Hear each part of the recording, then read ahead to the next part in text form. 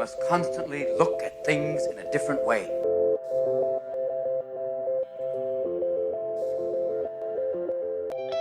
The Healthcare Education Transformation Podcast was created by two physical therapists out of the desire to learn more about the different educational roles in physical therapy and healthcare, and how healthcare education works by talking with educational leaders and people with different perspectives within physical therapy and across interdisciplinary lines on how education can be improved to disrupt the status quo of healthcare education. This is our journey, and thanks for listening. Are you a third-year physical therapy student that excels on tests when you have study guides, checklists, and deadlines? With all of the information available about how to prepare for the NPTE, it's easy to get disorganized and not feel prepared going into the big day. NPTE Prep Success is an online course that provides PT students easy-to-use study guides and step-by-step guidance through the NPTE preparation. To learn more, visit kylericeprep.com. Thank you again all for your continued support, and now for the show.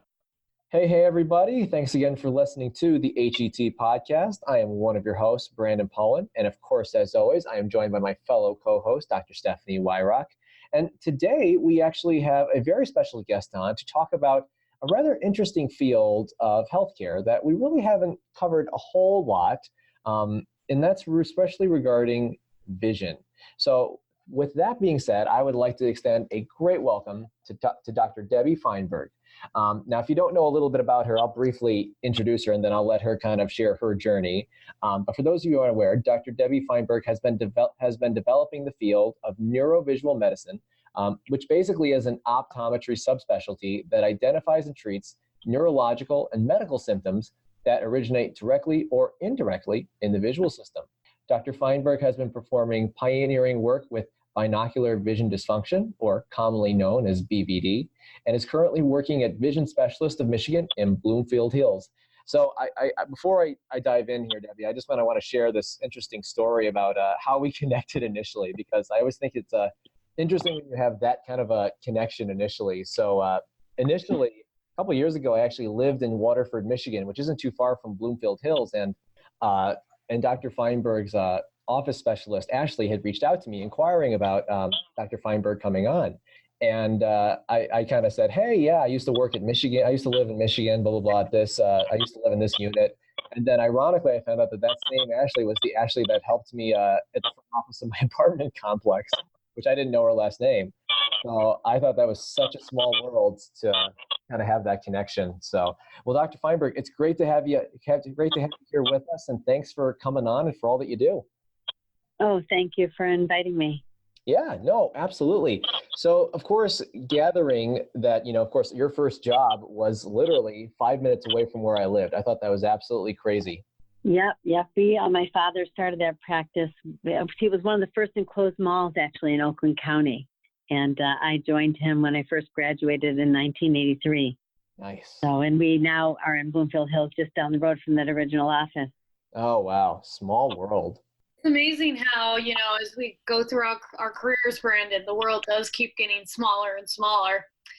Dr. Feinberg, we had Dr. William Padula and Jeremiah Jorgensen on our show in the past, and we chatted about optometric rehabilitation, kind of like we're talking about binocular vision dysfunction. But give us a little bit of an idea on how we as physical therapists, and maybe even some other healthcare practitioners, how we need to be on the lookout for some of these visual components that may be affecting our patients. Yeah, so, when I first, I'll give you a little bit of background on how my work started. I was, like you talk about interesting stories, I was on a double date with my husband's brother and his soon-to-be wife, and my brother-in-law is an ear, nose, and throat doctor. He was holding up a loose prism in front of one of his eyes to exercise them, he told me. And I said, well, who gave that prism to you? And he said, for the chief of ophthalmology at University of Michigan. I said, is it helping you? He said, not really. He had eye strain, eye fatigue. So I said, I'm a graduate of optometry school. I'd be happy to examine your eyes. So why don't you come on in? I'll check them out. So I found, in fact, that he needed prism, and he needed it in a vertical manner to align his eyes. I didn't know, but at the time he explained to me that he never really was much of a reader. He was a great auditory learner, but didn't read for very long because probably he had difficulty with it. And so I did help him. And he also said that he was like Mr. Magoo. He used to walk into furniture and, just was clumsy and klutzy, and things seemed to be better for him, but not really understanding how much better. 10 years passed, and he gave me a call, and he said, Debbie, I need to send you my dizzy patients. And I said, no, what would I do with dizzy patients? He says, you're going to help them the way you helped me. And he said, I was sending them to other eye doctors, but they weren't doing what you did for me, so I think you need to see them.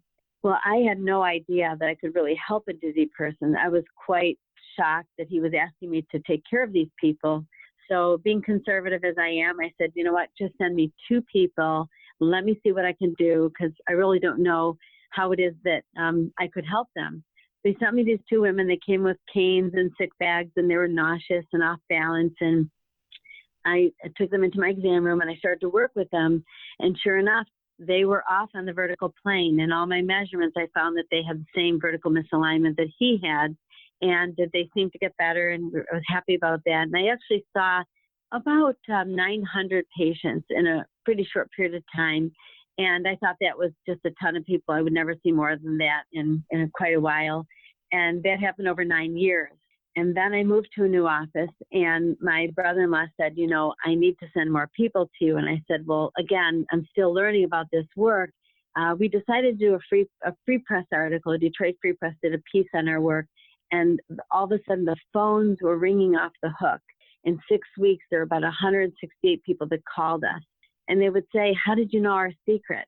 We have all the symptoms listed in this article: headache, dizziness, nausea, imbalance of walking, light sensitivity.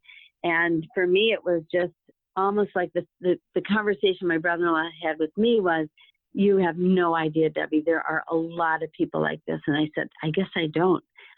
We didn't learn about these patients in school. So for me, it was a bit serendipitous. I wasn't really looking for this, but it found me in the way that things happen in life, where one person gets better and then they recognize that there are more people that need this care. So for our world, there's the patient that's born with binocular vision dysfunction, and then there's the patient who acquires it from a head injury. It might be a sports injury, it might be a motor vehicle accident, it might even be anoxia, so a near drowning experience, it might be from radiation, they might have even had brain surgery. And all of these patients seem to enter into a situation where their eyes are not coordinated. And they will have dizziness, nausea, anxiety, imbalance with walking, light sensitivity. And so as I started to work with this population, I realized that people started sharing the work with other people. So for example, my brother-in-law would tell another colleague. And then one day a patient came in who was in a car accident, who I helped the same way with the prism. And I got a call from the physical medicine and rehab doctor, brain injury specialist. And she said, you just helped my patient, and now you're going to help me. I'm coming for an eye exam. Sure enough, she had a head injury when she was a young girl, and she needed prism. She got better. And the next thing I know, she's sending me all of her traumatic brain injury patients. So first it was the ENT, who recognized a combination of patients who had dizziness and imbalance, whose ears were fine, and I was helping those patients. Now there's a whole new category, and these are the brain injury patients. So when you ask about physical therapy, when you work in the brain injury field, we call ourselves a team of treaters. We all work together to help the patient with all their myriad of symptoms. One of those specialists is physical therapists. So we have the good fortune of having several physical therapists who learned about our work and wanted to come visit us, observe, and then begin to send their patients for care. Well, and I think you did a really good job kind of summarizing what that condition is. But, I want to dive back a little bit just because I'm curious, because you mentioned, kind of it being this subset of patients. What do we know about BVD in terms of how prevalent it is, and how common it is in the general population? Do we know a lot about that? I don't think we have great statistics, but in our experience, our initial thought was that it's at least 10% of the population. But when we do conferences and lectures, we'll often pass out our questionnaire to see how many are going to score high in this cohort of unknowns. And we'll often find it's as much as 20% of the population. And the way that I like to say this is the human face is not symmetrical, but to what degree is it asymmetrical, and are people compensating for their misalignment? And I think in the world that we live in with all the computers and the cell phones and just the screen time that we're all in front of a screen that's pretty demanding on the visual system, there's probably more people that are symptomatic with eyes that are not completely synchronized than probably ever before. I know that you had mentioned some of the signs and symptoms of binocular vision dysfunction, but what types of, what's the average patient look like? Is it an older person? Does this condition happen with certain other comorbidities? What does the average patient look like with this dysfunction? I like to say they can be 4 years old and they can be as old as 94 years old. Anyone with two eyes and eyes that are not synchronized can really have the symptoms that this condition can cause. So I'll give you an example. We had an 8-month-old brought in, and it was actually, I believe, a physical therapist and an occupational therapist that knew there was something visual going on. Some of it was a bit obvious. The child had a slightly turned-in eye. The child was 8 months old. They wore a prescription, quite a thick prescription. And what was unique about it is the turned-in eye was the obvious one, but the other part of the equation is the child had clenched fists. And the parents thought this was just a neurological problem, that the child didn't unclench the fist. Well, come to find out, our colleague, Dr. Mary Jo Ferentz, who works in our office, who sees a lot of our really young children, was able to hold up a loose prism that after measuring things with this infant. And upon holding up the prism in front of one of the child's eyes, her hands became unclenched and completely relaxed, and her whole body changed. So I think we often don't know what are the symptoms that could be visually related because they sound so different than what we're traditionally used to. We're used to having the conversation that is it blurry far and near with our two eyes. In this population, when the two eyes are not working together, they can be disoriented in space. They can tell us that they fall often. They can tell us that they're motion sick. They can tell us that they have headache and pain. They can have face ache, pain with eye movements. Many of them have neck tension. So if you look at this patient, you often want to sit across from them when you're evaluating them, even through your case history. And very often you'll see a head tilt. And the tilt of the head is actually their attempt to align images that are misaligned. And as a result of that head tilt, the head can weigh heavy as it tilts off to one side. They'll get neck ache, upper back and shoulder pain. And then there's the dizziness component we've talked about. About 95% of my patients who have this condition have motion sickness. And sometimes it can occur in early childhood. Sometimes it can get worse as they get older. They often like to tell us they prefer when they're adults to be the driver, and they don't do well when they're the passenger. And we think what's happening there is because they're not focusing on the road as much, they're susceptible to flicker frequency of movement of images and their peripheral vision. They can also be quite nauseous. We had one young girl who came from Colorado, and she had what somebody would think is failure to thrive, or maybe they thought even she had an eating disorder. She was so thin. Turns out she had this condition, and upon giving her the prism built into the glasses, she even at the end of the exam while wearing the trial frame got very hungry. And it was almost like the nausea overrode any interest in food. Once the nausea went away, which is common, her hunger, her ability to want to eat food came back. Well, that's so interesting, just how diverse in terms of from so many different factors regarding the patient that this type of condition can manifest with. But I got to ask Debbie, because knowing that, of course, when I hear all these kind of symptoms, I'll admit my mind doesn't immediately go to vision. So what do we best know? Are there any other specific screening methods that are out there to kind of help better pick out these patients specifically, to kind of help rule out some of the others that maybe also be presenting similarly? Yeah, so we felt the same way in the early days of doing our work. My brother-in-law actually encouraged me. I was writing a book on every patient. I just wrote and wrote and wrote. And I said, Arthur, his name is Arthur Rosner. I said, Arthur, I can't write a book on everybody. We've got to have a more systematic manner to capture this information. He said, well, you need a screening tool. So together, between what he heard from his patients, what I was hearing, we developed what we call a Binocular Vision Dysfunction questionnaire. It has 25 questions, and it sort of covers the domain of pain, the domain of anxiety, the domain of dizziness. And so, for example, I'll read off a couple of questions do you have headaches and facial pain? Do you have pain in your eyes with eye movement? Do you have neck and shoulder discomfort? Do you have dizziness? Do you get dizzy when you perform near activities or far activities? Do you get lightheaded when you bend down and stand back up? Are you unsteady when you're walking? Are you overwhelmed or anxious while walking in a large department store? What's interesting is when the eyes aren't working together as a team and we're picking up in a very overstimulating environment like a department store, so many objects in our peripheral vision, the patient typically becomes very anxious because they feel actually unsafe. They almost feel like they're going to fall down. They don't feel grounded. So anxiety is just a really unique characteristic of this population. My very first patient, one of my very first ones that I helped with Prism, when she had the trial frame on, she said, did you give me Valium? I said, no. Is that how you feel? She said, I feel so calm. I'm not used to feeling this calm in my body. So I was a psych minor in college, and I was really fascinated by the connection between anxiety and disorientation in space. And it's known in the literature. If you Google dizziness, it often says that these patients can be anxious. But you also could Google anxiety, and there's a thought that they're making themselves dizzy. Well, I disagree, because in my world, I actually can take away dizziness and I can take away anxiety, and it happens pretty expediently. They're often riding in the car makes them dizzy. That's number 11. Do you get anxiety because of your dizziness?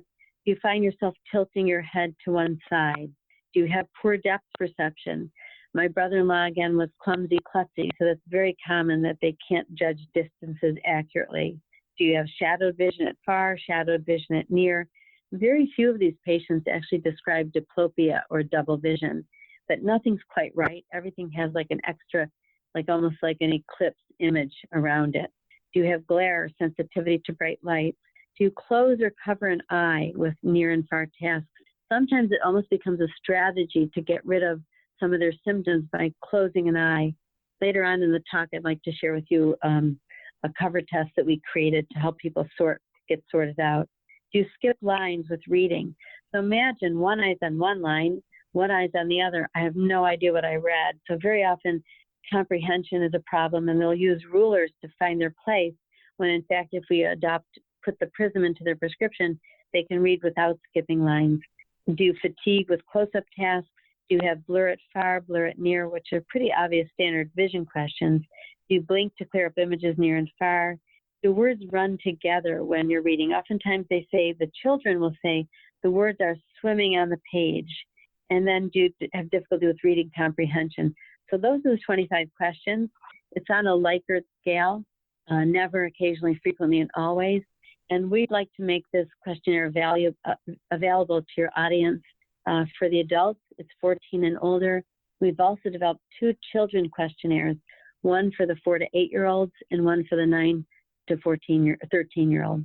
Well, I think that's fascinating. And, Debbie, I have to ask, because knowing that you guys developed this screening thing and, you've gotten it kind of formulated to what it is, what do you guys know about like how reliable and valid this screening measure is and actually being able to diagnostically pick out these patients?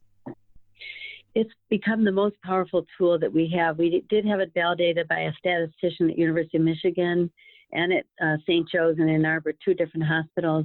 But our ultimate goal is to publish and get this questionnaire, as a validated tool formally in the literature. But for now, this is being used by physical medicine rehab doctors, by neurologists, by ENTs, and it is truly a valuable tool. So for example, if a patient scoring 15 or higher on this Likert scale, 0, 1, 2, 3, is potentially a candidate for care. The higher the score, the greater the symptom burden, and the more symptomatic, obviously, they are.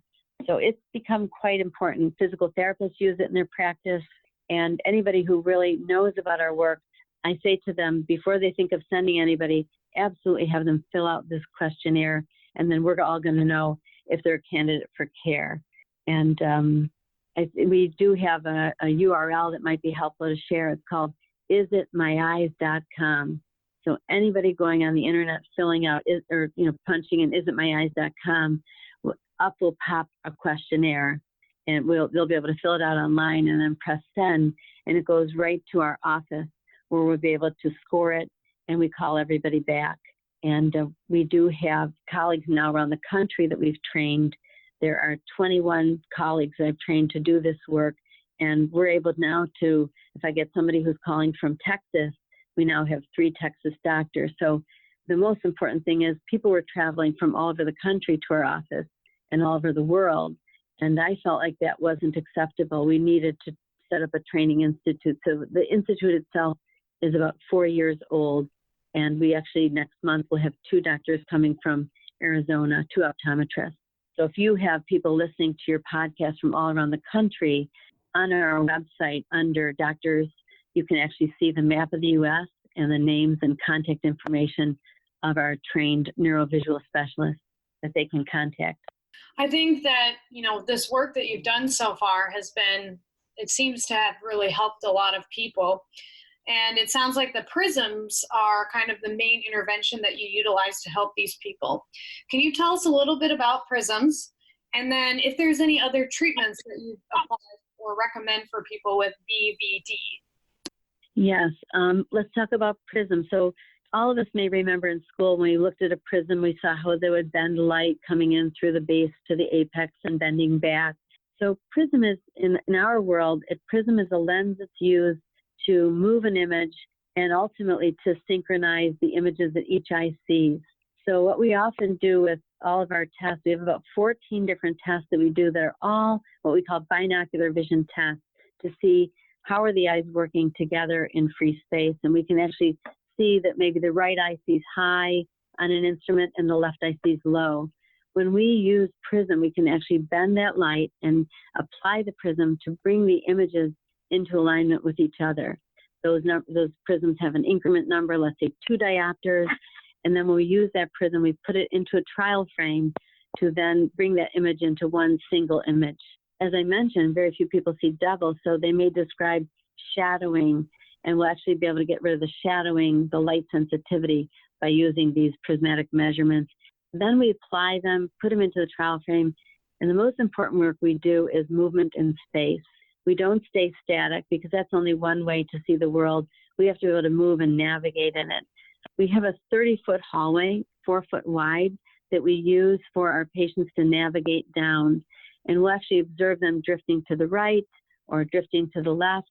And as we apply the prism, we have them walk that hallway again, and oftentimes their gait will straighten out and they no longer will drift. So we'll use those kind of before and after strategies to be sure we're really taking care of all of their symptoms. Well, that's really interesting. I know you had kind of mentioned, of course, how they're fitted and such like that. I'm curious, just how is it like from a patient standpoint? How is it like, how does someone get it? Like, do they have to go through a specific, how do they get it from in terms of like obtaining the prism? Like do they have to do anything more through insurance or anything like that? Or is it pretty much like, what does that entail specifically? So we call our evaluation a NeuroVisual Medicine evaluation. A standard eye exam, if you go to most offices, they might spend 20 minutes, maybe 30 minutes. When we talk to our patients on the phone, we let them know in advance they're likely to be in the office for as many as 2 to 3 hours. Now, they're not with me personally for the entire 2 to 3 hours, but between the screening and they have 80 minutes with me in the exam room, which can be that detailed history, all those tests, all those provocative tests.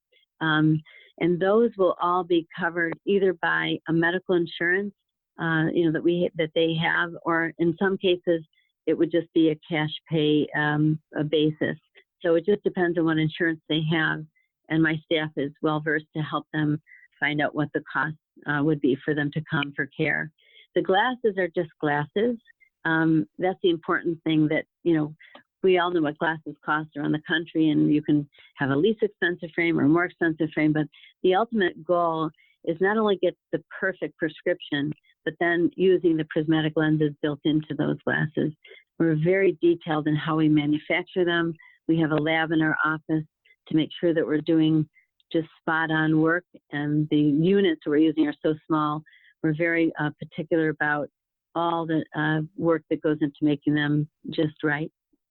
That makes sense. And, I got to ask, because of course we're talking about treatment for this management of this condition with prisms. I've got to ask, what do we know about what evidence says regarding the effectiveness of prisms in kind of short and long term? Like, from a research standpoint, do we know that, like, does prognosis depend on signs and symptoms or any other things that can kind of influence that outcome? So we have done our work now for 25 years. So we have seen over 10,000 patients. And the continuity of care is very significant because the patients often know they need to come back to us because there's not many people doing this work. So the nice thing is we do have the data that shows what happens over time. And pretty much the patients are stable in their prismatic correction in that first visit. They often are seen, by the way, twice. They're seen initially and then for progress assessment 1 month later. But they will be seen annually. And in looking the data over all these 25 years, we don't have patients that need big changes in the prism. They're often stable after the first couple. Sometimes just simple aging changes where maybe the bifocal is going to be changed. Occasionally we'll find small units of prism that are needed to be adjusted as the patients get older. But for the most part, they're stable.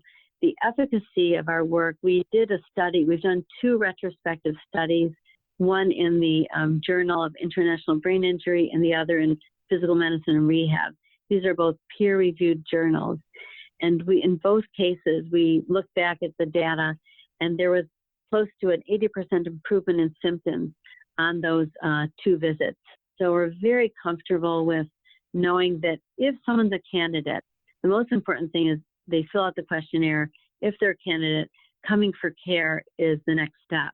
Because during that first visit, whatever symptoms they have, patients will experience a 1/3 to 1/2 reduction in symptoms on their very first exam. And if they take the glasses off, everything returns. All their symptoms return. So it's pretty straightforward. We often like to call it a visual orthotic. So imagine if I have 2 legs, that one leg's shorter than the other, you might give me an orthotic in my shoe to even out the leg length. We think of the same thing with the prism and the way the alignment works, is if the eyes are ever so slightly off alignment, if I'm able to align the images, everything seems to settle out and the symptoms reduce. So we call it often a visual orthotic. I think that's a really effective way to metaphoricalize that, because I think it's interesting that just putting on those glasses can fix all those problems. You mentioned that you've done 2 retrospective studies on this. Just in general, with the use of prisms or in the area of BVD, what are some of the limitations of this research? The most important thing that really lies ahead of us is that we need a double-blind crossover study. And that's something that we have as our ultimate goal. And we did get some funding for a study many years ago, and I was unfortunately a terrible recruiter, because knowing how I could help people, I was not very good at recruiting them, because I knew we had, for example, a sham pair that had no prism and a sham pair and a pair with prism. And we were supposed to give the patient each of these different pairs. And I was only as effective as recruiting 9 people, because once I knew how much better they could be, I had a hard time recruiting them to know they weren't going to wear the right pair for the first 2 weeks. So that was my fault in the early days. And at this point, I think the most important thing is we do a double-blind crossover study to prove the effectivity and prove it to others who don't know about this work. And then I would say the validation of our questionnaire. Those are 2 big goals that lie ahead of us. Gotcha. Because it's always good to kind of gather. I mean, every time we're talking about research, of course, we want to look at kind of the strengths and limitations of it, and it always comes down to more research is always needed. But I want to kind of dive a little bit more into maybe some other confounding variables or some things that might potentially kind of affect prognosis, apart from kind of what you've mentioned. Are there any other factors that can significantly affect the prognosis in these patients? Like one big thing that comes to mind off my head is diabetes or having prior visual issues. Like, do you find that a lot of those and maybe other factors can contribute to someone's outcome as well? So conditions like diabetes or hypertensive retinopathy, where the actual retina has been, in some cases, in extreme cases, been harmed, and now all of a sudden their actual foveal viewing isn't in the predictable place, they may require what we call eccentric fixating. And when that happens, we're working with PRISM a bit differently. We still can help these patients, but it's a bit more complicated to align those images because of the change that's happened at the retinal level. But in general, if somebody's got controlled diabetes, it wouldn't be a reason why they wouldn't be successful with PRISM. Some of the confounding variables that you're asking about, one I can definitely explain, has to do with medication. If patients are on certain medications like muscle relaxers, anxiolytics, anti-anxiety meds, SSRIs, sometimes what we find with medications is it over-relaxes the eye muscles, making the predictability of the PRISM unit that they're going to respond to more challenging to arrive at. But the way that we've sort of circumvented this is if a patient's on medications that they cannot eliminate, let's say it's a seizure med, we just know in our mind we may not get them to full recovery. We can certainly impact their symptoms. If they're on medications that they're using because the symptoms that we're ultimately going to treat, sometimes just giving them that very first prescription that quiets their nervous system, calms their anxiety, motivates them to go to their doctor and ask if they can be helped with a weaning schedule to wean off of those medications. And ultimately we can find, with a clean system, we can help them get to more of a final effective prescription. And one more thing I want to share with you is this about 3 years ago, you asked about confounding variables. I discovered there were a number of my patients who were getting better, but not all the way better as I had hoped. And what ended up happening was a woman came in with a set of Bose headphones, and she wanted to have the entire exam with the headphones on. She was a patient who was a survivor of a pretty severe motor vehicle accident, and she was doing well with her PRISM, but she asked if she could wear the headphones during the exam. She said, by the way, you need to write down the name and the brand of this headphone. It's the most effective. So I did, and I thought, I can't imagine my patients wearing headphones all the time, but I found it quite fascinating. I later learned that this Bose product was now going to be available in a smaller unit, a device called the QC20, which was just ear wires and with a little battery. And when I saw that that was available, I thought, maybe my patients would consider that device, but still not quite knowing how they were going to utilize it. So I bought a set. It was quite expensive. They ran, I think, about $300. And I let it sit in the corner of my exam room, not knowing who I would use it on. A young man comes into my office wearing a hat and sunglasses to protect him from light. And he said, you have a really noisy waiting room. I thought to myself, not really. It's actually quite quiet out there. But I thought maybe he'll be the one. So I pulled out the earbuds, noise canceling earbuds. And I said, Danny, would you mind if we use these earbuds for just a trial and see what happens? And he put them on, and he took off his hat, and he took off his sunglasses, and he said, wow, I feel so much better. I said, what's happened? He said, I don't know. I just feel like I don't want to take these off. Now, to tell you about sound sensitivity, I have to go back a little ways. About 10 years prior to this whole sound exploration, I was finding that a number of my patients had vestibular symptoms, dizzy symptoms that weren't being fully resolved by the glasses. And so I was exploring sending them out to specialists who looked at, let's say, inner ear issues that might be causing it. Many of them said they had sensitivity to sound as part of the condition. So we were exploring, let's say, if we can help them get figured out in this manner. There was a condition called superior semicircular canal dehiscence, which is a teeny tiny hole in the deep inner ear structure that can actually happen from head injury. So my thought is maybe they have this condition and just need that little hole closed up. But most of these patients were told they were just fine. So, and part of me didn't believe it, but I was accepting of it because what else did I have to do for them? But when this series of patients who came through. And by the way, we're now 3 years down the road. There's 600 of them. I discovered that about 50% of my traumatic brain injury patients have hypersensitivity to sound. So in employing these devices, I actually discovered that many of the symptoms I'm treating with the prism, they're actually responding to with the headphones. For example, they are less anxious, their gait seems to stabilize, some of their nausea goes away. So we're doing some research into this new area. And I want to share with you that in the 1930s, you may know that they had EENTs, ears, eyes, nose, and throat doctors. And in the 1930s, the eye people went one way, and the ear, nose, and throat people went the other way. So we share some remnants of each other's tools. For example, optokinetic drum is sometimes used by an optometrist and by an ENT. And so here's my brother-in-law, right, the ENT, and here I am, the eye person. In many ways, I feel like we're bringing back these two fields that need to be reconnected and re-explored for really helping all of our patients. I have since sent off some of these patients who needed these earbuds for full-time wear, and they in fact have been found to have dehiscence of the canal bone.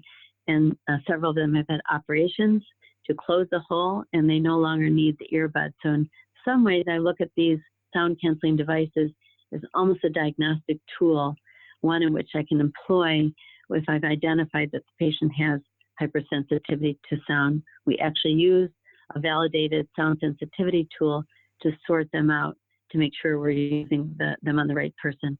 I think it's pretty fascinating that, we can use some of these devices to help our patients. It's a conservative way to treat them. It doesn't really involve any surgery. I mean, it sounds like over the last few years, you've really done a lot of work in trying to kind of delineate a lot of this. What do we still not know when it comes to BVD from a research standpoint? And how has your team gone about looking for answers for these questions?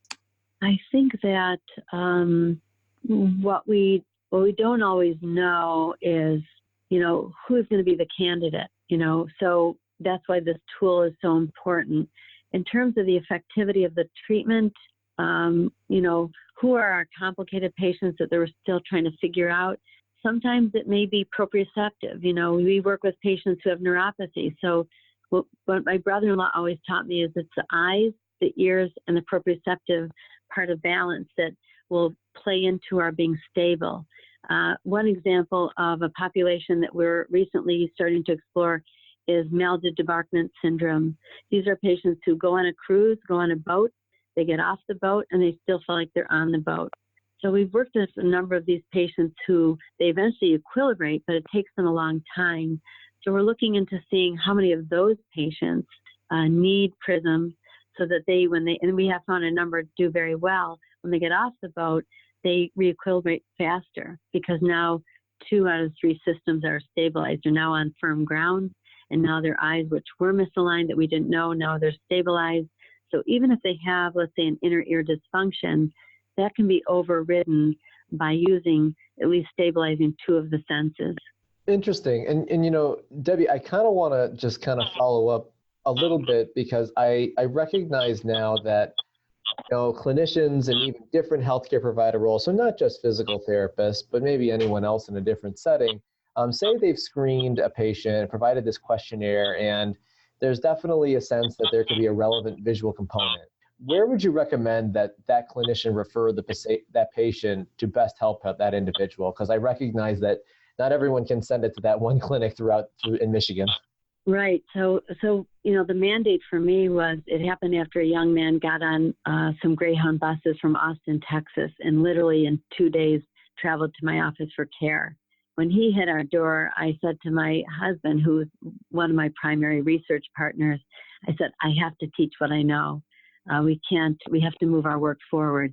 So it was on that day when he came and I went home and I said, you have to take everything that I understand in my mind and I have to have you translate it into manuals. So we created an 800-page manual that since slimmed it down, but we then set up our Vision Specialist Institute. So our goal is to train as many doctors around the country as we can so that everybody can get this kind of care in their hometown. So what they can do now, we have 21 doctors, is they can go to Vision Specialists of Michigan, go to our website, as I mentioned before, click on doctors, and then they can scroll down to see doctors who are neurovisual specialists. And amongst my 21, one is in Australia, so quite a bit further away than the U.S., but if they go to a doctor who understands this condition, they will get the care that they need. And the goal, again, is to hopefully train more doctors. I do want to share one real quick thing that I found helpful. It started with a patient. We talked to people from all around the country and even the world. And there was a young man who had a ski accident out in Norway. And yes, he scored high on the questionnaire. But of course, I was very nervous about having to travel all the way to the United States and to Michigan for care. So I decided that I had to find a simple way to prove that, in fact, he had binocular vision dysfunction. So we started something we call the 5-minute cover test. We've since renamed it called Experience the Difference.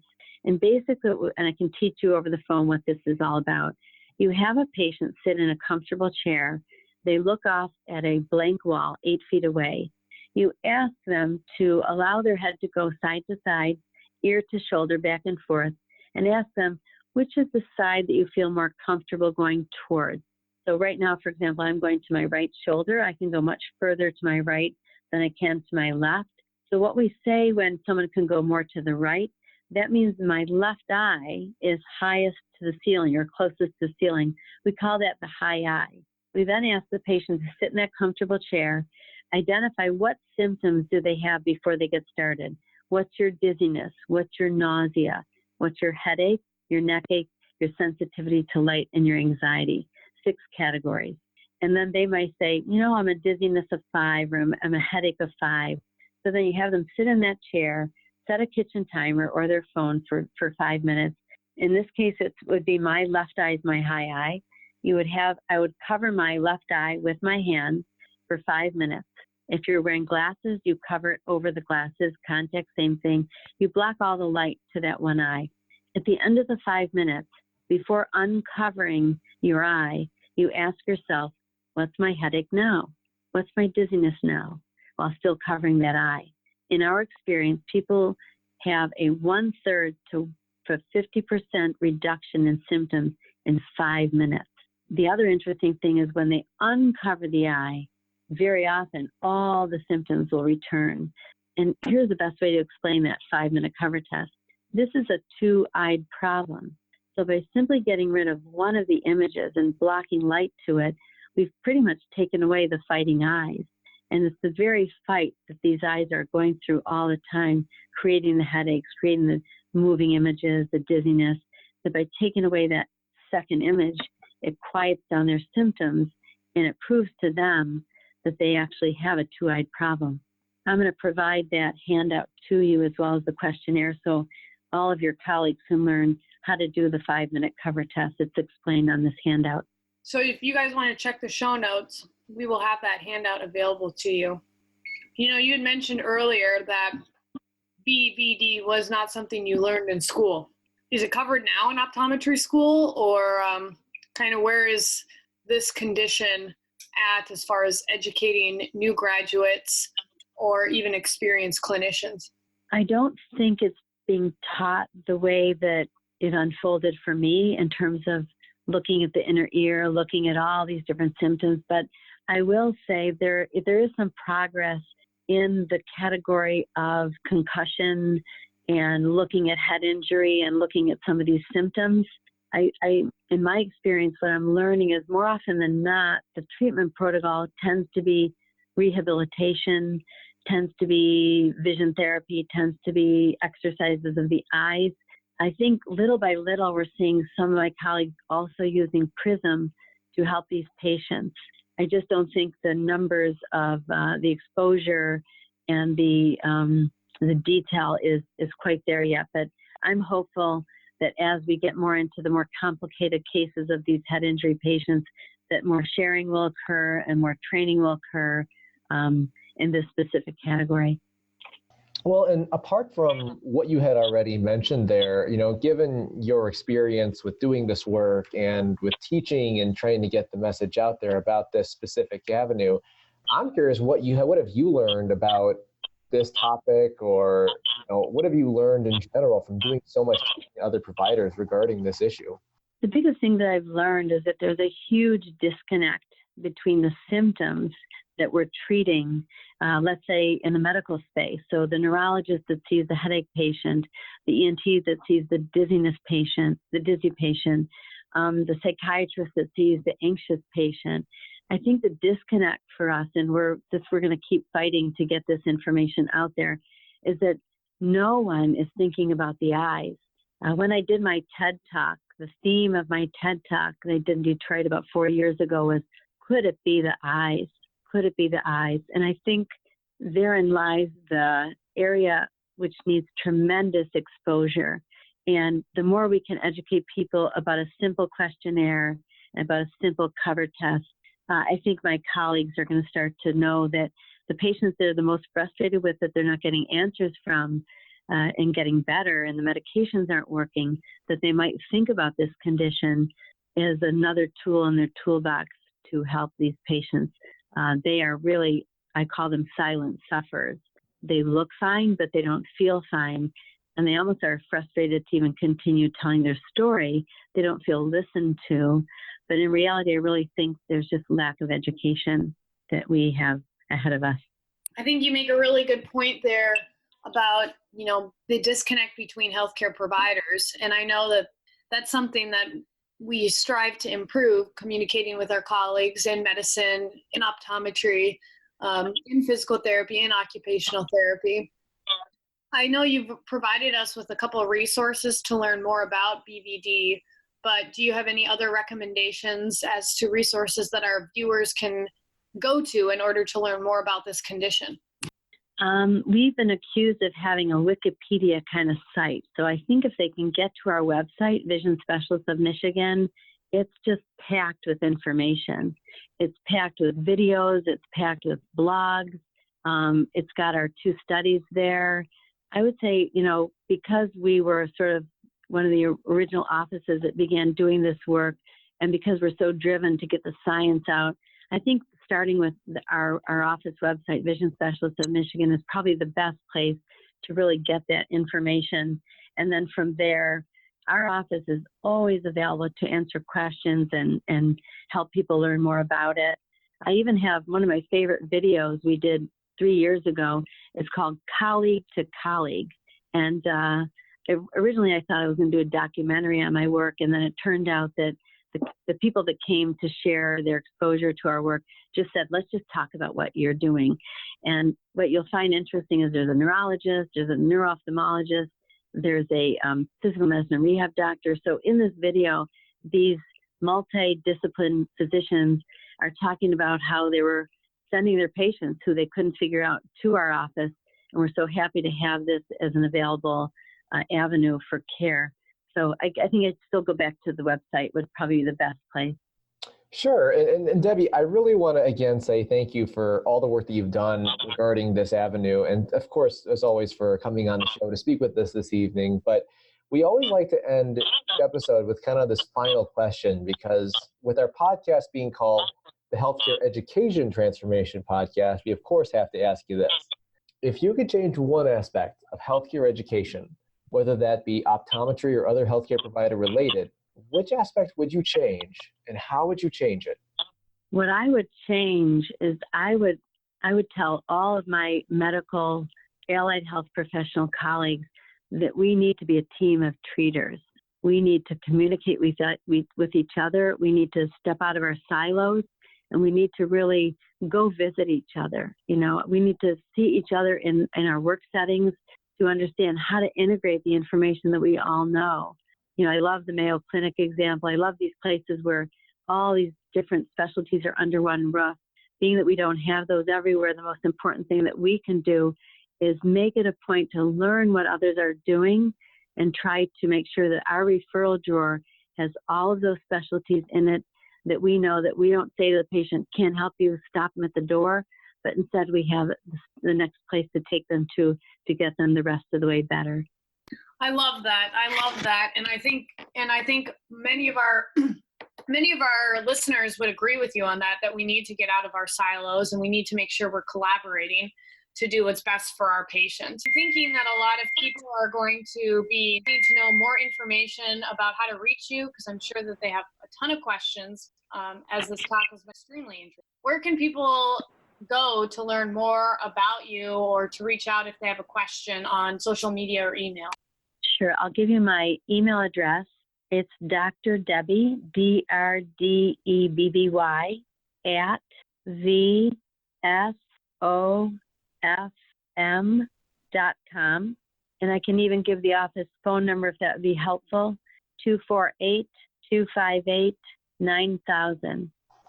Well, perfect, Debbie. And thank you again, so much for coming on the show to speak with us this evening, because I think this has been a very enlightening topic, because I will concur with your statement that I don't think it's something that a lot of people are as super familiar with in healthcare. So I think it's good that we were able to have a really good discussion on some of these key avenues from a clinician point of view to really help best recognize and help get these folks to the right people. So I really appreciate your time, your work, and thank you for coming on. It's been a true pleasure. Thank you for having me. And I want to applaud you for all that you're doing to reaching out to your colleagues to expose them to new ideas that they can adopt in their own practice. So thank you again for including me. Well, of course, that is just one of the many things we try to do on the podcast. And we appreciate people that are specialists in different avenues that are willing to come forward and share it. So the thanks is all to you. Access to healthcare is one of the largest issues facing both providers and patients, as millions of people worldwide lack timely and affordable access to healthcare. Anywhere Healthcare, a telehealth platform, is a simple, low-cost option for providers and patients that eliminates the barriers to access to all kinds of healthcare. To find out more, check out anywhere.healthcare, which is available in our show notes. And if you use the code HET in all caps when you email to sign up, you'll save 25% off the total cost. Thank you for attending class today, and we hope that you learned something and gained value from the content. If you'd like to schedule office hours with us, feel free to add us on Twitter at HET Podcast, on Instagram, HET Podcast, on Facebook, the Healthcare Education Transformation Podcast, and the homepage, healthcareeducationtransformationpodcast.com. And for those of you following along in the syllabus, extra credit can be obtained by liking us, sharing us, and leaving a review. Let's continue our journey up Mount Educational Success as lifelong learners.